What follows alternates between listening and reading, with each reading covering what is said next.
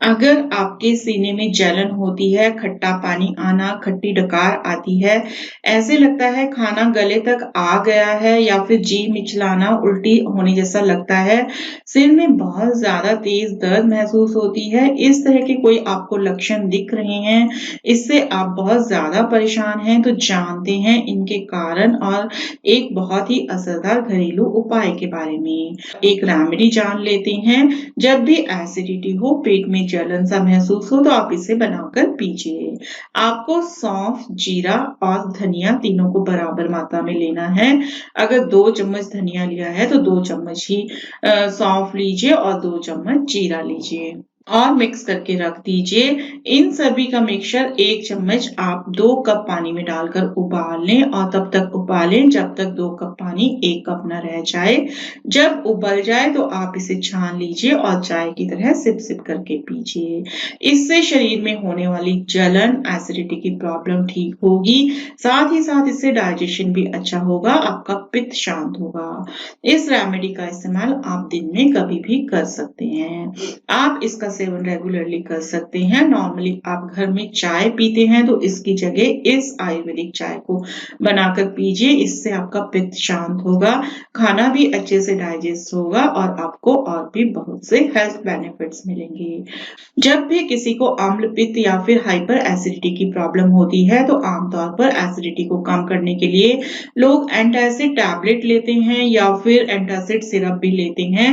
कुछ समय के लिए इससे आराम मिलता है, लेकिन जैसे ही टैबलेट या फिर सिरप का असर कम होता है, फिर से वही दिक्कत शुरू हो जाती है।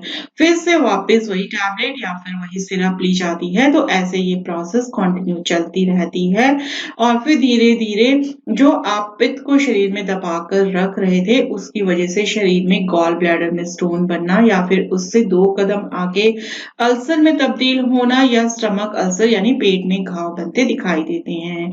ये शरीर में बढ़ा हुआ पित्त खून को भी गंदा करता है, क्योंकि पित्त रक्त धातु के भरोसे रहता है और फिर स्किन की बीमारियां होने के चांसेस भी बढ़ जाते हैं, जैसे कि स्किन में जलन होना, खुजली होना, रेडनेस आदि। तो इसके लिए भी अलग से टैबलेट ली जाती है और इसे दबाया जाता है। किसी भी बीमारी को ठीक करने के लिए सबसे पहले इसके कारणों को जानना बहुत ही जरूरी होता है। अगर आप बिना कारण जाने दवाइयों का इस्तेमाल करते रहेंगे तो आप कभी भी पूरी तरह से ठीक नहीं होंगे।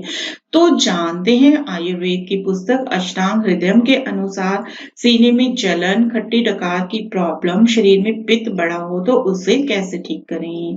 तो सबसे पहले हम अम्ल पित्त यानी कि ये जो हाइपर एसिडिटी है यानी कि है जो एसिड है, इसके कारण क्या होते हैं इसे जान लेते हैं। आयुर्वेद की किताब अष्टांग हृदयम में दिनचर्या यानी कि डेली रूटीन का विस्तार से वर्णन किया गया है। सुबह उठने से लेकर रात को सोने तक हमें क्या-क्या करना चाहिए, जैसे सुबह कितने बजे उठते हैं या फिर रात को सोने का सही समय क्या है, दिन भर में क्या-क्या खाना है, कितनी मात्रा में खाना है, इसके अलावा योग, एक्सरसाइज कब-कब करनी है, ये सारे नियम अच्छी तरह से बताए गए हैं। अगर आपकी डेली रूटीन सही है तो शरीर में यह जो वात, पित्त, कफ 3 दोष होते हैं, इनका बैलेंस भी बना रहता है। वहीं अगर आपकी डेली रूटीन अच्छी नहीं होती तो इन तीनों दोषों का बैलेंस बिगड़ सकता है और इसी से अम्ल पित्त, सीने में जलन के जो कारण होते हैं छिपे हुए हैं। आपने देखा होगा कि बहुत सारे लोगों को रात को जागने की आदत होती है। रात में जागने से शरीर में वात और पित्त यह दोनों दोष बढ़ते हैं। आपने महसूस भी किया होगा कि जब आपको रात को सोने में लेट हो जाता है तो दूसरे दिन सुबह एसिडिटी बढ़ी हुई जैसी लगती है, जी मिचलाता है। ऐसा अगर 1-2 बार हुआ तो चल सकता है, शरीर पर इतना फर्क नहीं आएगा, लेकिन अगर यह प्रोसेस बार-बार होती रही तो शरीर में जो पित्त दोष बढ़ेगा वह परेशानी का कारण बन सकता है। इसके अलावा अगर आपका खाना खाने का समय बहुत डिस्टर्ब है, जो क्वांटिटी रहती है वो कम है या फिर बहुत ज़्यादा है, कभी आप भूख लगने पर भी खाना नहीं खाते, स्किप कर देते हैं या फिर भूख लगने पर अच्छी डाइट लेने की जगह दूसरा कुछ खाकर भूख को शांत कर देते हैं। कभी-कभी भूख नहीं रहती, फिर उस समय भी जबरदस्ती खा खा लेते हैं। खाने का मन नहीं है, पहले का खाना पचा नहीं है, फिर भी आप खा लेते हैं या फिर अपोज़िट फूड कॉम्बिनेशन रहता है, तो इस तरह का कोई भी रीज़न रहता है तो ये शरीर में पित्त को बढ़ा सकता है।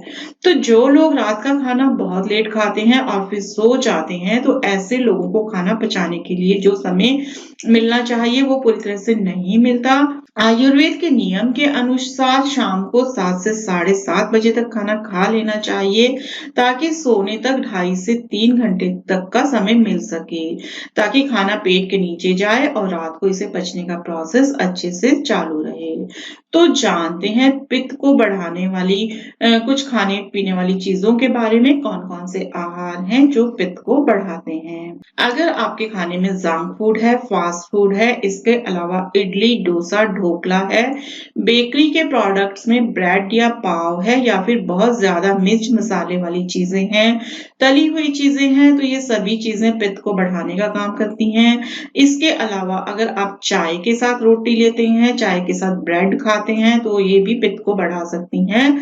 जो पत्ते वाली सब्जियां हैं या जो स्प्राउट्स हैं, ये भी पचने में भारी होती हैं, तो अगर आपका डाइजेस्टिव सिस्टम ठीक नहीं है, तो ये सभी चीजें पित्त को बढ़ाती हैं। इसके अलावा जरूरत से ज्यादा पानी पीना, बिना प्यास लगे ही पानी पी लेना, बहुत ज्यादा डिब्बे बंद जूस पीना या फिर वेजिटेबल सूप, मिल्क शेक जैसी डाइट अगर आप ज्यादा मात्रा में लेते हैं, तो ये सभी चीजें शरीर में अग्नि को ठंडा कर सकती हैं। पानी शरीर को जरूर चाहिए, लेकिन आपको प्यास के अनुसार ही पानी पीना चाहिए। जब भी प्यास लगे तभी पानी पीना चाहिए। आयुर्वेद के अनुसार बगैर प्यास के सिर्फ सुबह-सुबह खाली पेट बासी मुंह पानी पी सकते हैं। उसके अलावा पूरे दिन में जब प्यास लगे तब पानी पीजिए। आयुर्वेद के अनुसार शरीर में अग्नि मंद पड़ने पर कोई भी बीमारी आपको हो सकती है। इस बात का आपको जरूर ध्यान रखना चाहिए। यंग एज में शरीर में पित्त बहुत ज्यादा बढ़ा हुआ होता है।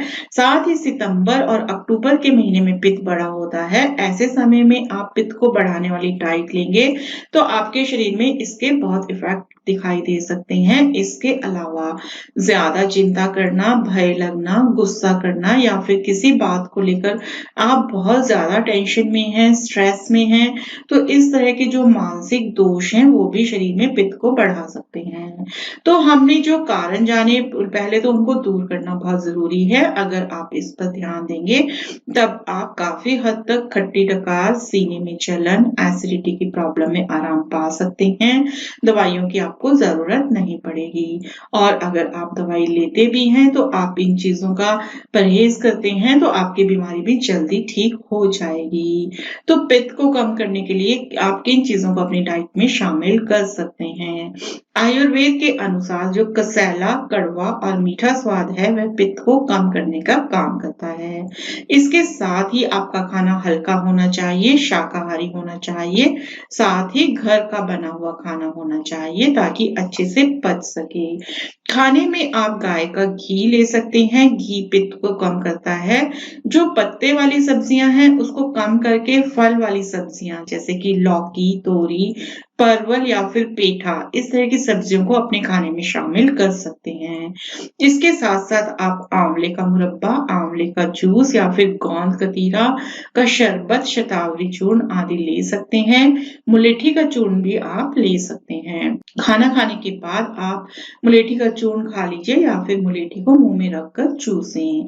ये सभी चीजें पित्त को कम करती हैं। तो इस तरह से आप शरीर में बढ़ी हुई पित्त को शांत कर सकते हैं और सीने में जलन, खट्टी डकार, हाइपर एसिडिटी से छुटकारा पा सकते हैं। Thank you.